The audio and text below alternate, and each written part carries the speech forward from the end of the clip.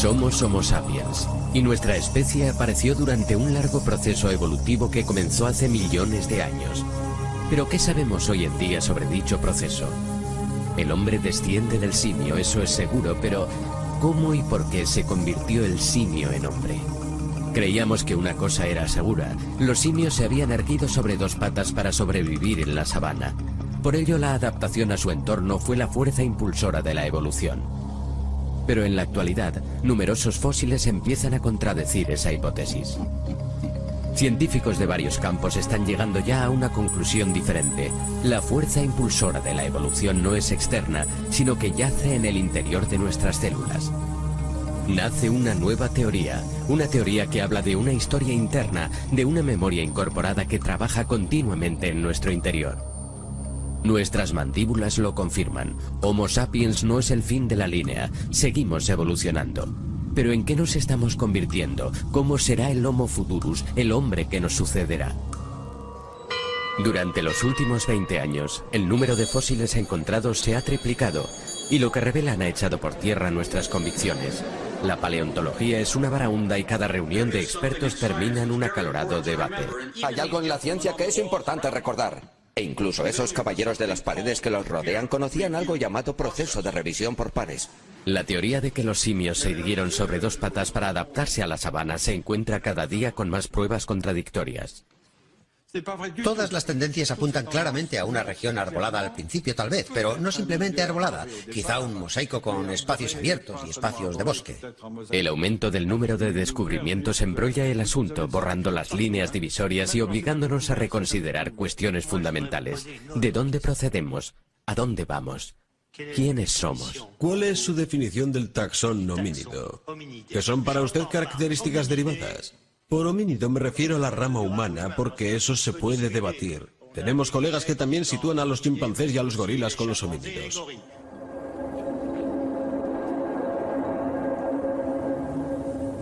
Las cuevas de Starkfontein se encuentran entre los emplazamientos más prolíficos de la Tierra. Aquí en 1997, Ron Clark descubrió uno de los fósiles que hizo que se tambalearan las teorías establecidas. A 12 metros de profundidad en el fondo de esta cueva había un esqueleto intacto de un antepasado que con el tiempo se había convertido en piedra. Se trataba de un individuo, un australopiteco, de hace unos 3.300.000 años aproximadamente, que vivía en un entorno de bosques y que, por algún motivo, se acercó demasiado a una entrada, a un hueco, que iba a dar a las profundidades de esta cueva, y no pudo salir. Y es posible que allí sobreviviera durante mucho tiempo hasta que se murió de hambre. Pie Pequeño fue el primer esqueleto completo y fosilizado de australopiteco que se encontraba. Más que un simio, pero sin ser humano todavía. La estructura de su esqueleto permitió que los expertos confirmaran que ya caminaba erguido, pero la forma de su pie causó cierto revuelo, porque su pie estaba mucho mejor adaptado a la vida en los árboles que en la sabana. El pie indica que el pulgar del pie era parecido al de la mano, que se podía apartar ligeramente de los otros dedos. Podía hacer esto. Y eso además podría haberle sido útil al individuo para subirse a los árboles.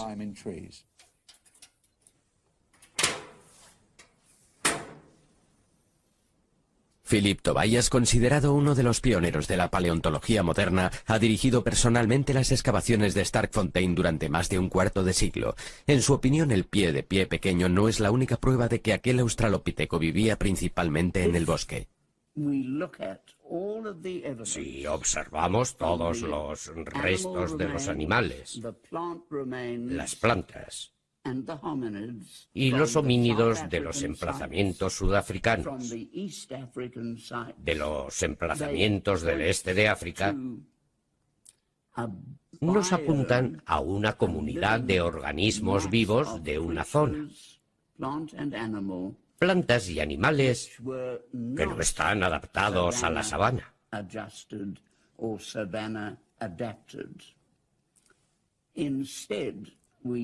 Y vemos, sin embargo, que son seres, tanto plantas como animales, que habrían estado bien adaptados para la vida en el bosque.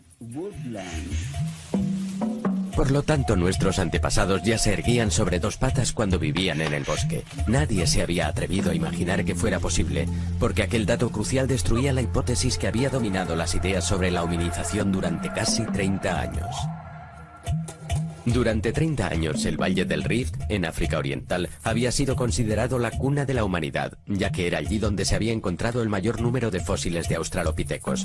Fue allí donde Donald Johanson e Yves Coppens descubrieron a Lucy en 1974. Entonces era ella nuestra antepasada erguida más antigua. La historia del lado este, o la hipótesis de la sabana, se convirtió en la teoría dominante. Mantenía que la aparición de una división en el gran Valle del Rift africano separó a los grandes simios en dos grupos. Uno se quedó en el oeste, en los bosques, pero en el este el otro grupo se tuvo que adaptar a un nuevo entorno, la sabana. Para sobrevivir y ver a los depredadores, aquellos simios tuvieron que erguirse para mirar por encima de la hierba alta. Esta atractiva hipótesis mantenía que la evolución estaba impulsada por la adaptación al entorno, pero descubrimientos recientes han puesto en duda todo esto. La hipótesis de la sabana, que se había mantenido durante tanto tiempo y con la que me crié como estudiante, está muerta. La hipótesis de la sabana está pasada de moda. Abran esa ventana y tiren la hipótesis de la sabana. Ya no es sostenible. Y si ese no es el motivo por el que nos erguimos, si eso no lo explica, ¿dónde estamos? Hemos vuelto a la casilla 1.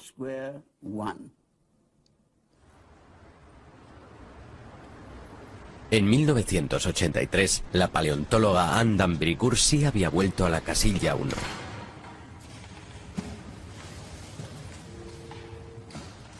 Al igual que muchos de sus colegas, había decidido escribir su disertación sobre la evolución de los maxilares de nuestros antepasados fosilizados. Su investigación le exigía repetir un gesto una y otra vez. Un gesto aparentemente trivial, pero ello la llevó a un asombroso descubrimiento. Le daba vuelta a los cráneos.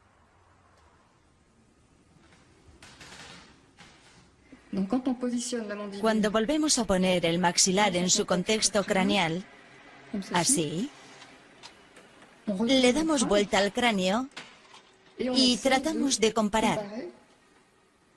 Esta vez no el maxilar, sino la base de los fósiles de un joven chimpancé, de un neandertal y de un joven sapiens.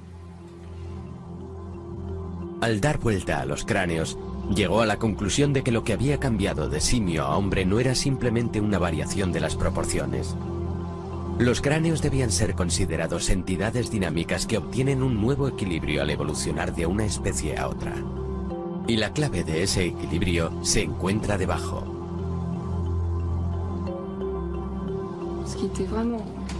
La innovación consistía en que al darnos cuenta de que si la mandíbula cambiaba, la forma de la cara también cambiaba. Y esto se debe sobre todo a un cambio en la posición de los huesos de la base.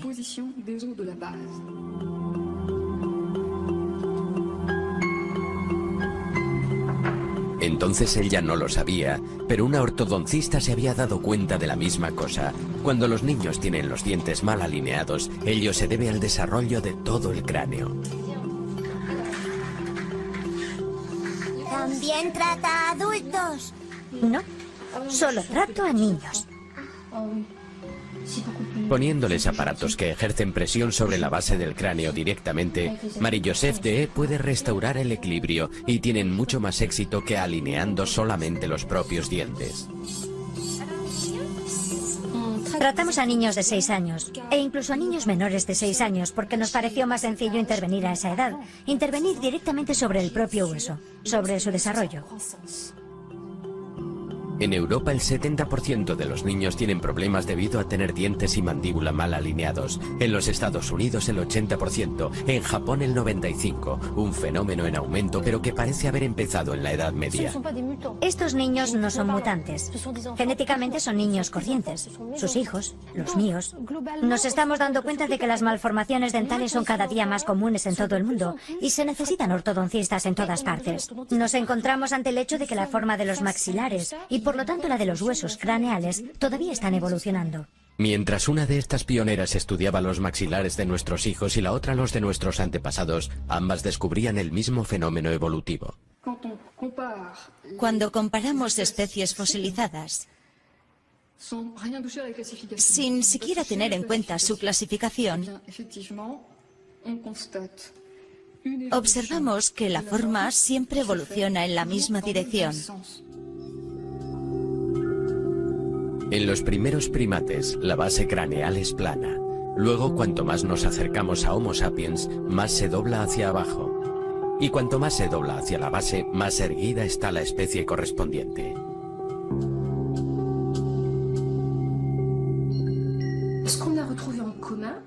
Lo que ambas descubrimos, sin tener conocimiento la una de la otra, es que en su trabajo Anne logró hablar de una flexión, dicho de otro modo, de cómo esta base de aquí se dobla durante el transcurso de la filogénesis. Y luego yo, durante el transcurso de la ontogénesis o desarrollo temprano del niño, me di cuenta del hecho de que esta base se estaba doblando, pero no estaba necesariamente doblada o flexionada por igual en todos los niños. Cada una de ellas registra, mide y analiza este fenómeno. Durante el transcurso de la evolución, la base del cráneo se dobla más y más hacia abajo, y la mala alineación dental que se da en los niños de hoy en día se puede explicar mediante las diferencias de ángulo que eso crea. Pero ¿cuál es la clave de esa flexión?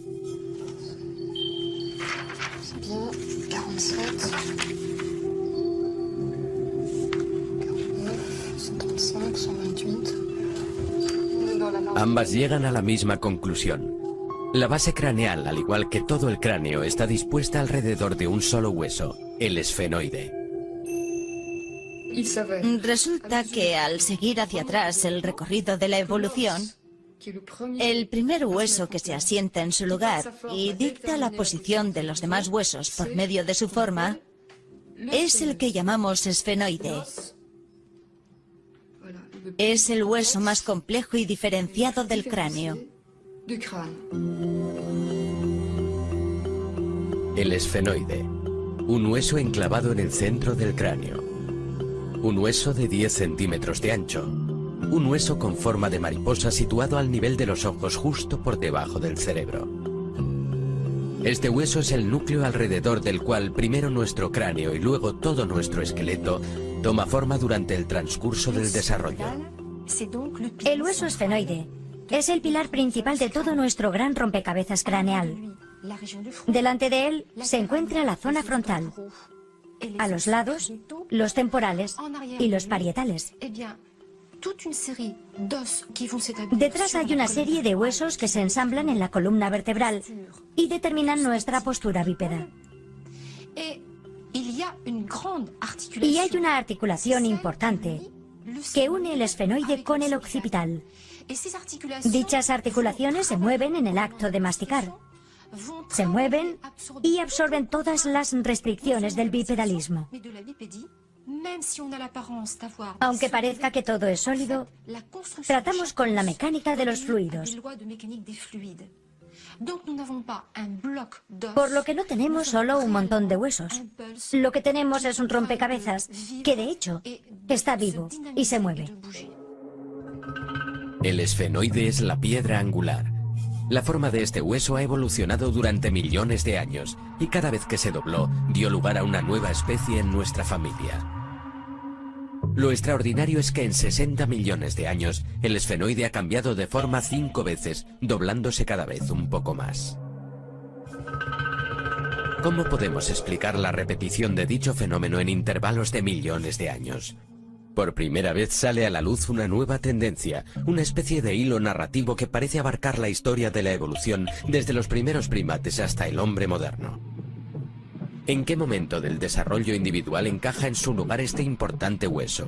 ¿Y cómo? Anne d'Ambricourt ahonda en el estudio del desarrollo fetal y embriónico. Quiere localizar el momento exacto en el cual el esfenoide adquiere su forma.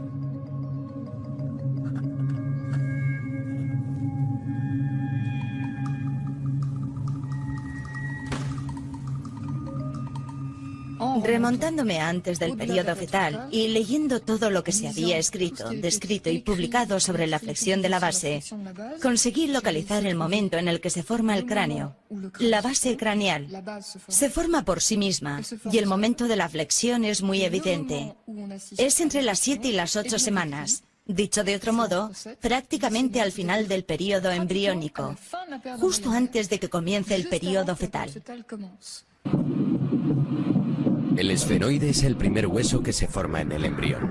Durante los primeros días de vida es plano, como en todos los mamíferos. Luego el cerebro y el sistema nervioso van apareciendo y el esfenoide se dobla y se abre.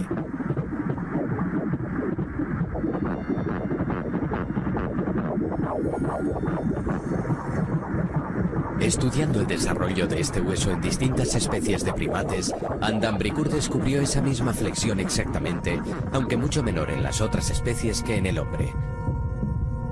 Como si fuera causada por la misma fuerza impulsora. Como si en algún lugar de nuestro interior hubiera una memoria de la especie, una memoria del camino que ha seguido la evolución. Es evidente que existe una memoria incorporada, ya que si no la hubiera, la importante flexión de la base no ocurriría. Si por alguna desgracia el esfenoide del embrión no se dobla, este es el aspecto del cráneo del niño. No es viable, evidentemente. El cerebro casi no está formado y la mandíbula es enorme, unas proporciones que recuerdan ostensiblemente las de cráneos arcaicos. No hay rotación en el occipital. No vemos que el esfenoide se haya doblado. Es muy característico. Es increíble. ¿Y el tamaño de la mandíbula? Sí, muy grande. Sobre todo el maxilar superior, un rasgo muy primitivo. Es muy característico. Es un interesante y breve resumen de la evolución humana. Si la memoria de este proceso ha sido pasada durante millones de años, tiene que existir en algún lugar del interior de nuestras células. La fuerza impulsora de nuestra evolución no es algo exterior. Parece haber una lógica incorporada. De hecho, nuestro proceso evolutivo es una historia interna que ha guiado a nuestros antepasados de hace 60 millones de años hacia el hombre de hoy y ya nos está guiando hacia el hombre de mañana. Es una historia interna invariable. El exterior solo entra en juego después, de un modo secundario. Entonces es evidente que lo que surge de este nuevo enfoque, tras 20 y tantos años, es que aunque el entorno puede jugar un papel, es insuficiente.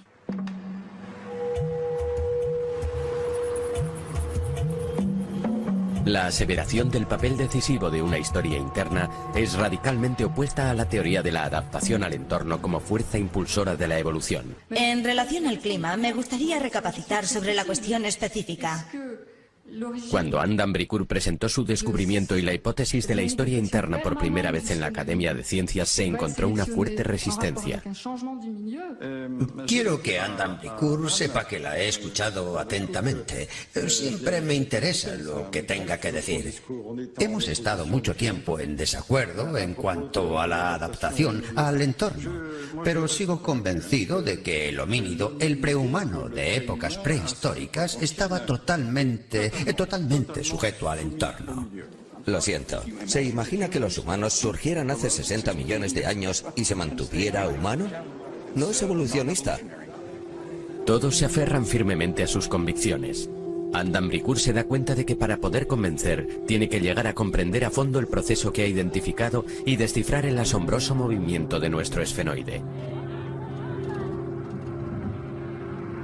¿Qué es lo que lo activa? ¿Qué es lo que hace reaccionar a esa memoria? ¿Qué activa la memoria? Esas son preguntas que tenemos que hacer si realmente queremos saber más sobre el Australopiteco, el Homo sapiens y demás.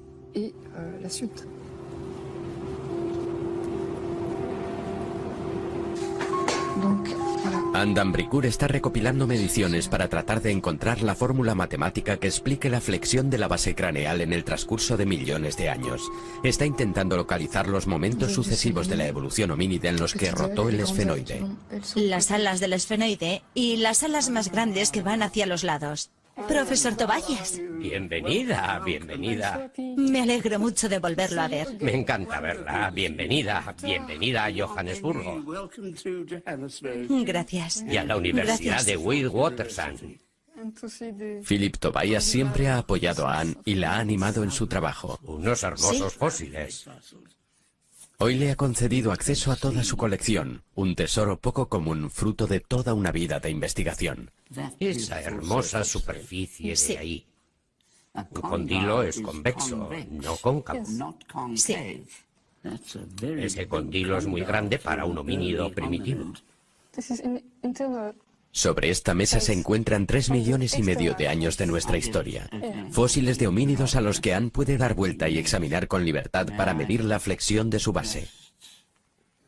Es como hacer un rompecabezas.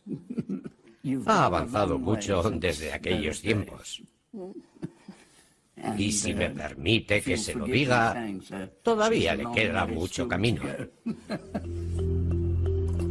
Tuvo que dedicar 10 años a investigar por todo el globo para poder describir con exactitud las transformaciones del esfenoide a lo largo del tiempo. Pero lo que descubrió confirmó su corazonada. La evolución homínida no ocurrió gradualmente, sino en grandes etapas. Los periodos de estabilidad entre cada flexión de la base se acortaban progresivamente, y cada vez que el esfenoide continuaba su movimiento, se daba un nuevo paso en el proceso de hominización. La historia contada por las sucesivas flexiones del esfenoide es la historia de las grandes mutaciones que condujeron al hombre. Esta es nuestra historia. Y aquí tenemos la asombrosa historia de los mamíferos. La base del cráneo es plana. Luego empieza a doblarse y parece no poder detenerse una vez que el proceso ha comenzado.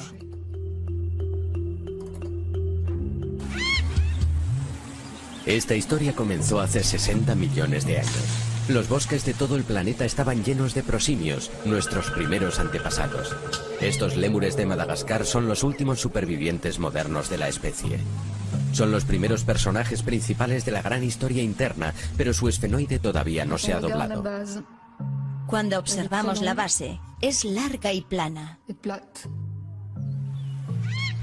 Estos prosimios ya tenían algo en común con nosotros, una rudimentaria versión de nuestra mano, con un pulgar que millones de años después sería indispensable para el hombre.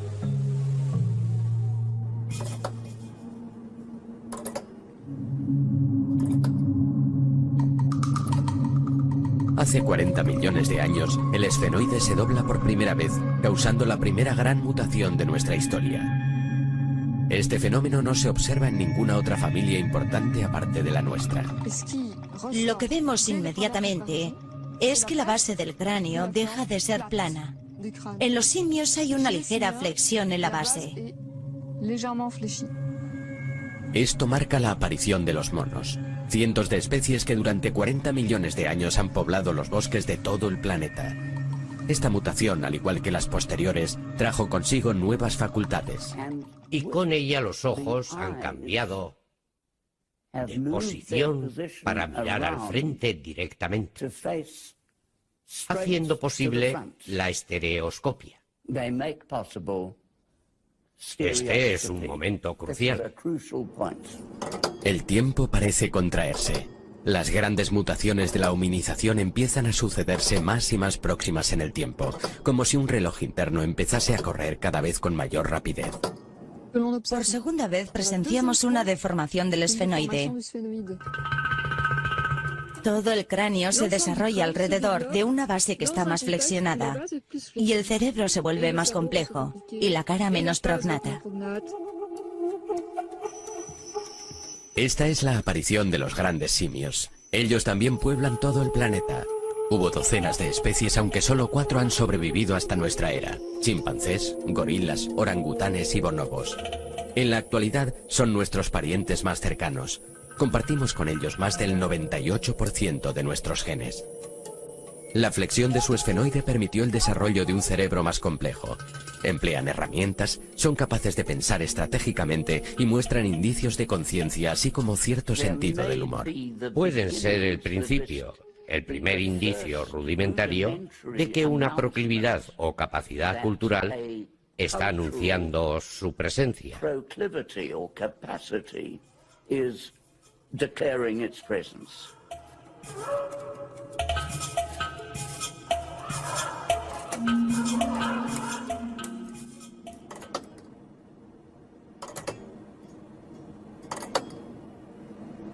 El paso se acelera nuevamente. Hace 6 millones de años el esfenoide se dobla una tercera vez en la misma dirección.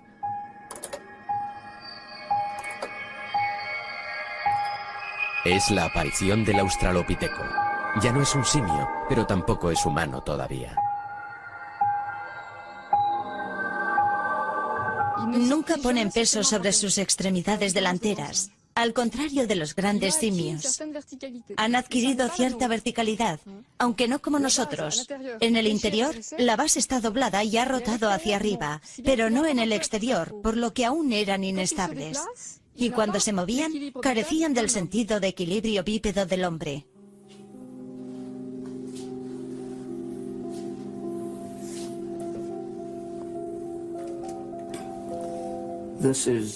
Este es el famoso niño pequeño.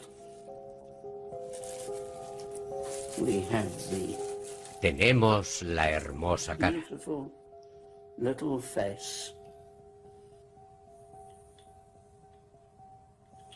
Una articulación perfecta. Voilà, el cerebro. Taún, uno de los fósiles de Australopiteco más preciados. Esta joya tiene 2.300.000 años. Incluye el único molde de cerebro fosilizado encontrado hasta la fecha. Con un volumen de 500 centímetros cúbicos, es mucho más pequeño que el nuestro, pero más complejo que el de un simio. Fue la nueva posición del esfenoide lo que hizo tal desarrollo posible. El cerebro fue la clave. No solo tenían una mano que podía manipular herramientas, sino que tenían un cerebro que les decía lo que podían hacer con ellas. Y el cerebro les decía cómo evitar enfrentamientos con los carnívoros. Así que vivían de su ingenio, de su cerebro y de la cultura que estaban creando.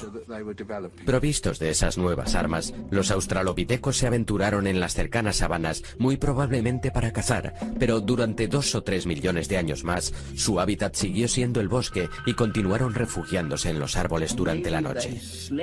Quizá durmieran en los árboles por seguridad, ya que por lo general los leopardos no suben a los árboles altos como hacen hoy los gorilas y como hacen hoy los chimpancés.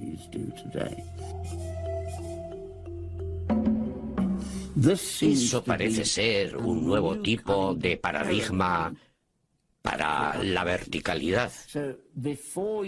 Por lo que antes de bajar a tierra ya estaban hasta cierto grado erguidos, verticales, y habían desarrollado nuevos rasgos homínidos que les permitían verticalidad y caminar y correr sobre 2 piernas.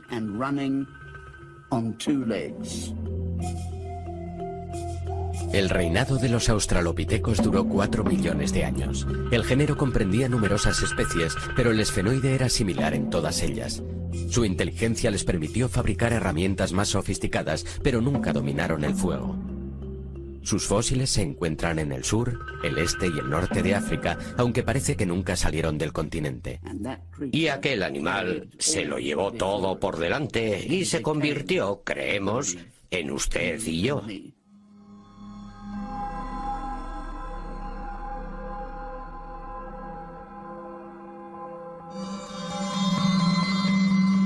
Hace 2 millones de años hubo una cuarta contracción del tiempo.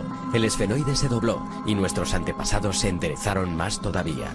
Es la aparición de aquellos que llamamos Homo, una denominación que engloba varias especies bautizadas en cada descubrimiento sucesivo. Ergaster, habilis, erectus. Pero todos presentan una flexión similar del esfenoide. Tienen la pelvis diferente. Las proporciones de las extremidades son distintas. El hombre es un caminante, un corredor, nuevo equilibrio bípedo, nuevo desarrollo psicomotor y una vez más, la misma pauta. La base craneal tiene un esfenoide que ha rotado más todavía. Lo que cambia con la primera aparición del Homo es la aparición del lenguaje.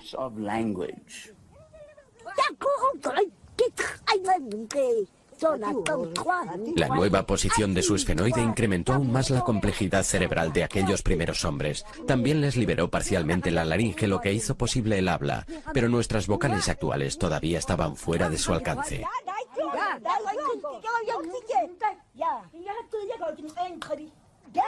Estas mujeres son los últimos hablantes de Khoisan, uno de los lenguajes de los Bushmen. Fonéticamente es uno de los lenguajes más ricos del mundo. Comprende todos los sonidos que utilizamos y también incluye los que utilizaron los primeros hombres. Tienen todo un sistema muy desarrollado de clics hechos con la boca y la lengua que entonces sustituían a las vocales. Tienen el clic dental, el clic lateral, el alveopalatal, el palatal y el bilabial, específico de este lenguaje. Antes de haber desarrollado la laringe por completo, utilizábamos la lengua para hacer clic con los dientes, con el paladar, en los lados de la boca, y para eso no se precisaban vocales. En un lenguaje bastante primitivo, se podían hacer distinciones empleando esos sonidos contrastados.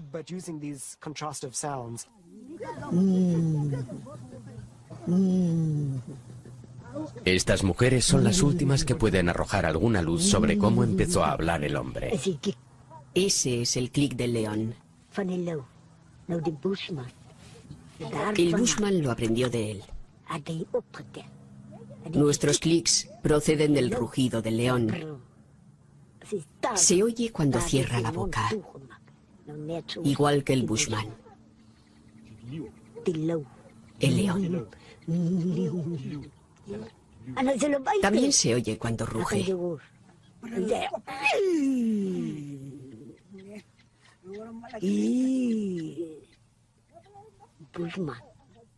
El Bushman también escucha cómo cotorrean las aves. Dicen, ahí están, ahí están. El ave tiene ese clic. Todos los animales tienen su clic. Como el león, todos ellos. Los hombres, al igual que los animales, tienen su clic.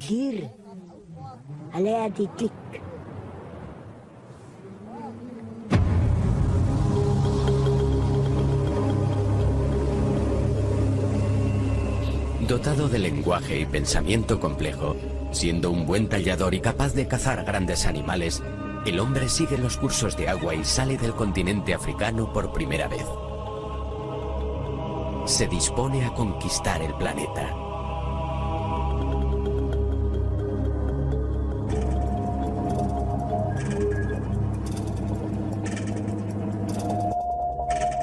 Hace 160.000 años, el reloj sonó una vez más. El esfenoide se dobla una quinta vez.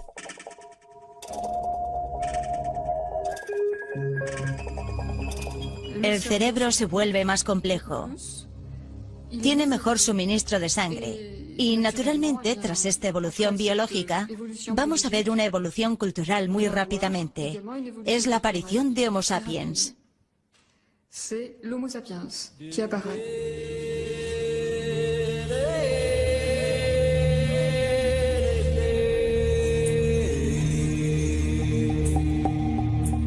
Es la llegada del pensamiento abstracto.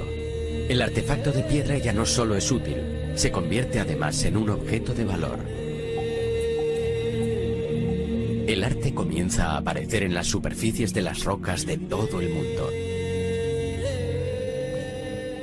La cuestión es, ¿fueron estos los primeros rudimentos de la escritura? Eso entra en la imagen muy recientemente, pero creo que hablaron de ello mucho antes de hacerlo.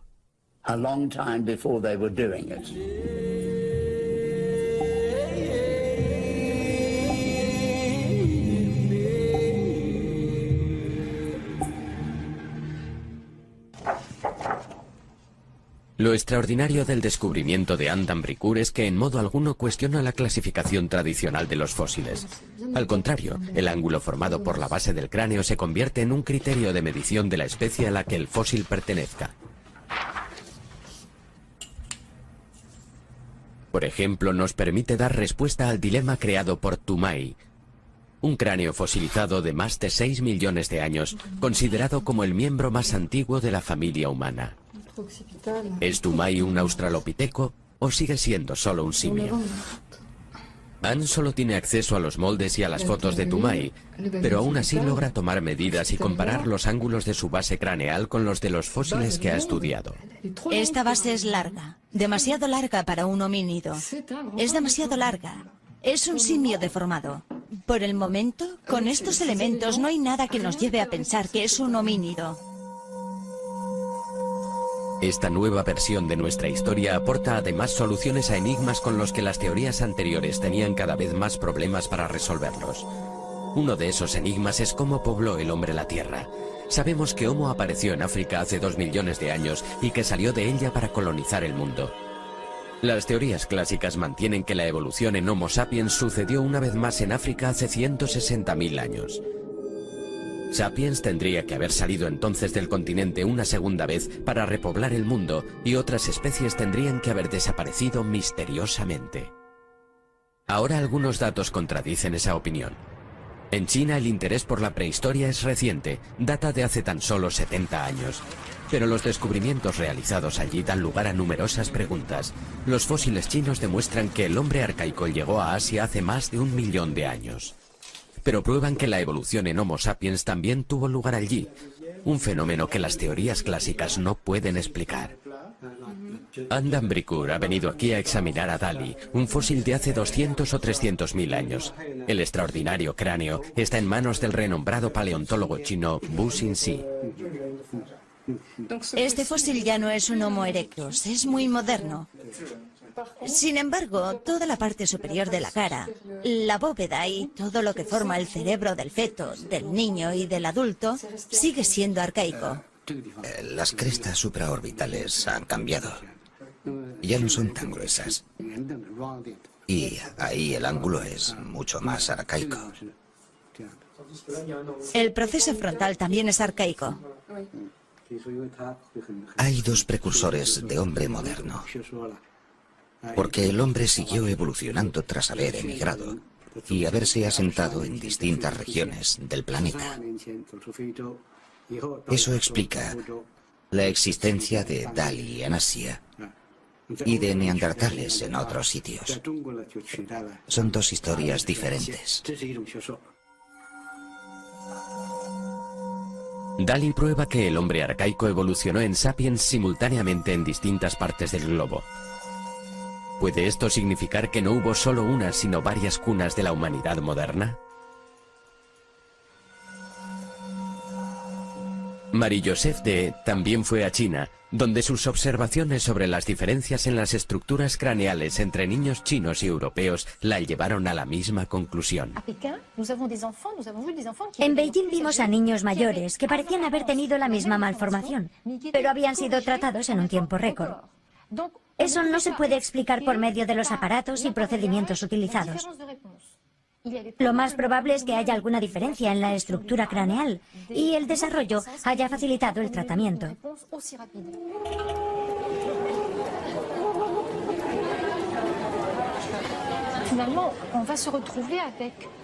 Al final vamos a terminar con una estructura, un rompecabezas craneal, por decirlo así, que no encaja del mismo modo dependiendo de si su lugar de nacimiento es europeo, africano o asiático.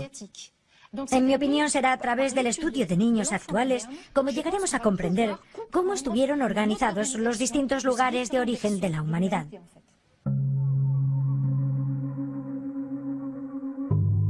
Si la humanidad moderna tiene distintas cunas realmente, entonces Sapiens no tuvo que salir de África una segunda vez para repoblar el mundo. Esta hipótesis cambia por completo el mapa de cómo poblaron los humanos el mundo. De hecho, Homo salió de África hace 2 millones de años, pero luego evolucionó en distintas regiones del planeta donde surgió un creciente número de especies. Algunas de ellas, como Neandertal en Europa o el Sinanthropos en Asia, se extinguieron sin dejar descendencia, pero otras en África y Asia simultáneamente dieron origen a los humanos modernos.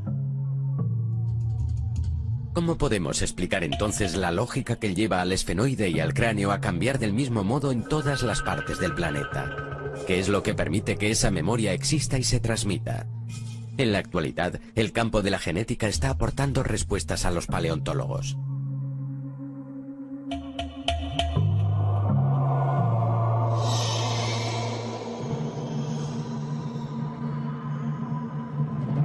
Hay una causa repetitiva, y esa causa es genética, lo que significa que está programada, es hereditaria, podemos localizarla, está conservada, es interna, es transmisible.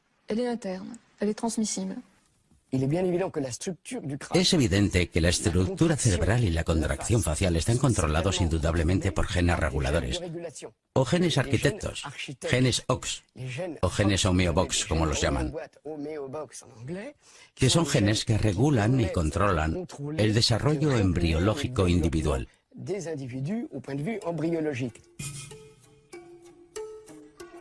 Esto es un axolote, una pequeña salamandra acuática que se encuentra en México. Este animal ha permitido a los científicos dilucidar el papel de los genes reguladores. Inyectándole una hormona que estimula uno de sus genes en concreto, el desarrollo del axolote se puede alterar significativamente. Al cabo de unos días, las branquias que tiene a ambos lados de la cabeza empiezan a encoger. Y encogen un poco más. Luego desaparecen. Y el axolote abandona el agua. Se ha convertido en un animal terrestre equipado con un par de pulmones. No hace falta 1 millón de mutaciones. La mutación de solo 2 o 4 genes reguladores puede cambiar la estructura de un organismo por completo. De este modo, la mutación de unos cuantos genes basta para explicar las espectaculares diferencias morfológicas que nos distinguen de los simios, a pesar del hecho de que compartamos el 98% de nuestros genes. Dicho de otro modo, las mutaciones que ocurren al principio del desarrollo son extremadamente importantes. Una mutación que ocurre en ese momento puede cambiar el programa de la vida.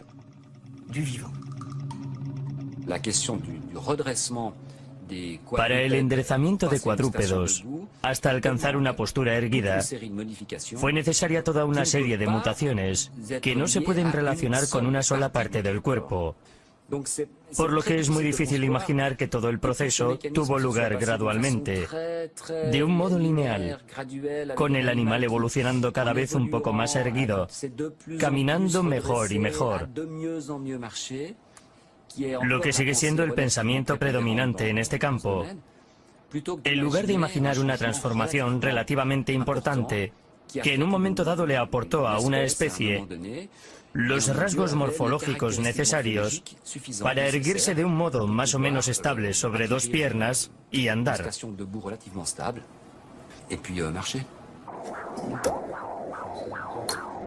Estos recientes descubrimientos en el campo de la genética reafirman la hipótesis de la evolución humana a través de las grandes mutaciones, los pasos que Adam Bricourt está midiendo con las sucesivas flexiones del esfenoide. Pero ¿y la lógica incorporada a este proceso? La programación de dicha lógica incorporada es como una cinta que hay que reproducir de un modo u otro y que es transmitida de padres a hijos y que existe en cada una de nuestras células. Es nuestro ADN.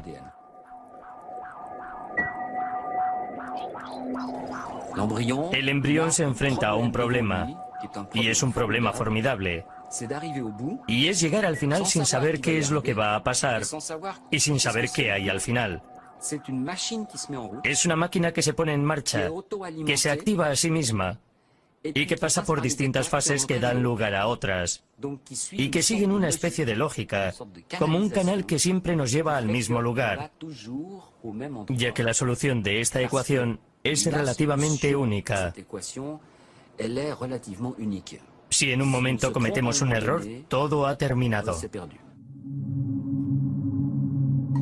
En el plano evolutivo, esto puede ser lo que les ocurrió a los neandertales. Pertenecían a una especie humana distinta que cohabitó Europa con nuestros antepasados humanos hace 30.000 años.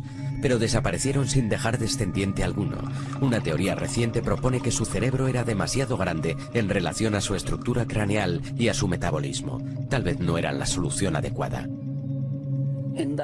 Tenemos las mismas pautas básicas durante toda la evolución.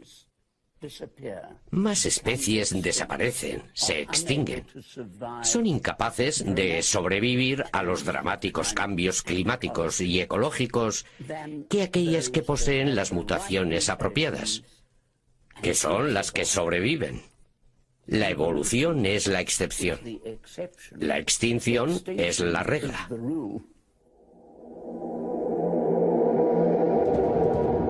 ¿Significa esto que existe una dirección, un camino, un proceso global en funcionamiento que la evolución sigue en todas partes?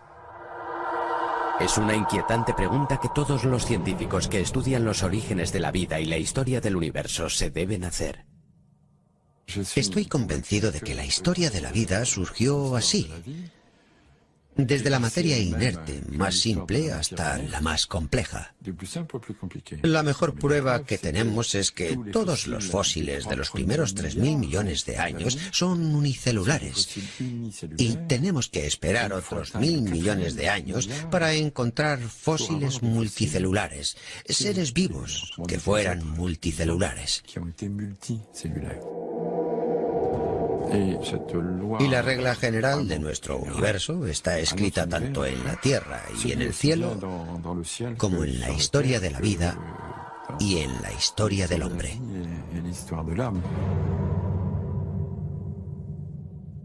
Por lo tanto, hay leyes generales como la de la complejidad creciente que regulan el universo de la vida y la materia. Leyes observables e inexplicables hasta el momento y que determinan la historia humana, así como la de nuestro universo.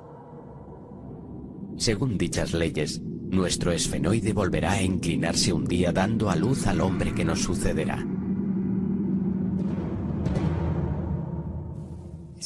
No hay motivos para que el proceso se detenga en el Homo sapiens. Tenemos motivos para creer que dentro de varios miles de años, las distintas poblaciones evolucionarán simultáneamente, al mismo tiempo.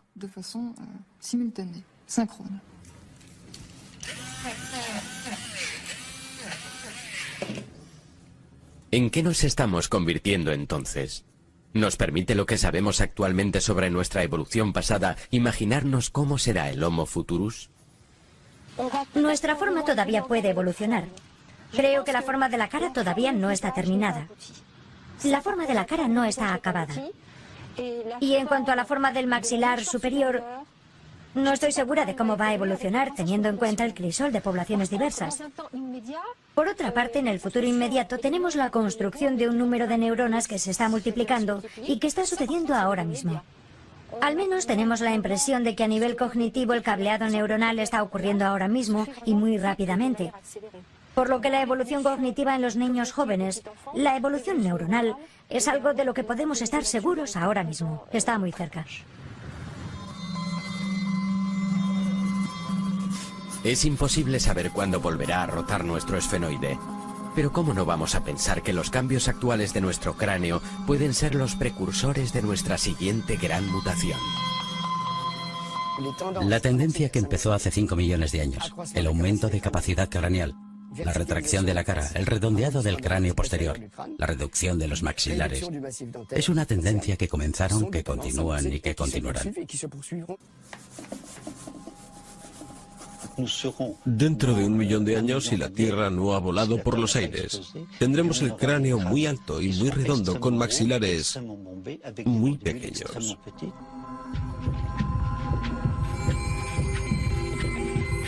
Los científicos predicen que nuestro cerebro se volverá más complejo todavía.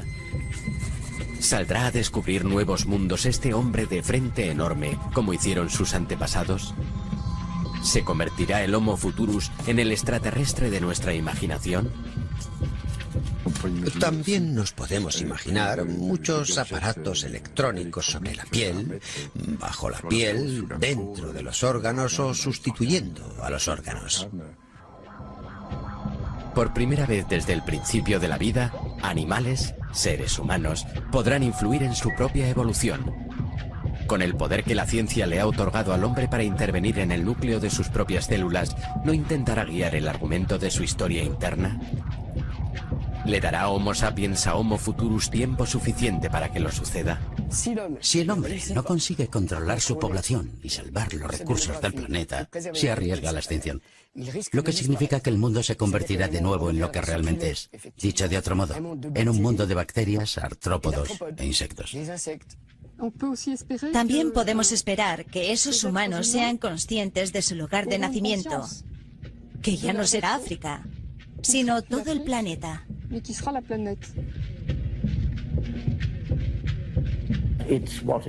Es lo que haga con ese cerebro lo que será importante para su supervivencia y adaptación. Ese es el verdadero mensaje de la evolución humana. Enseñar a los niños qué significa lenguaje.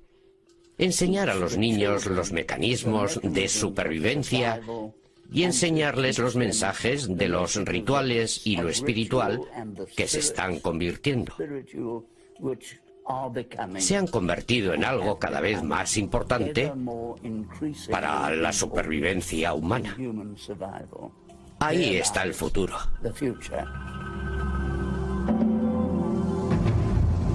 Somos Homo sapiens. Somos los primeros seres con un cerebro lo bastante complejo para cuestionarnos la historia y el significado de nuestra propia evolución. Pero estamos lo bastante evolucionados para encontrar las respuestas o seguiremos encontrándonos con obstáculos que Homo futurus podrá un día superar.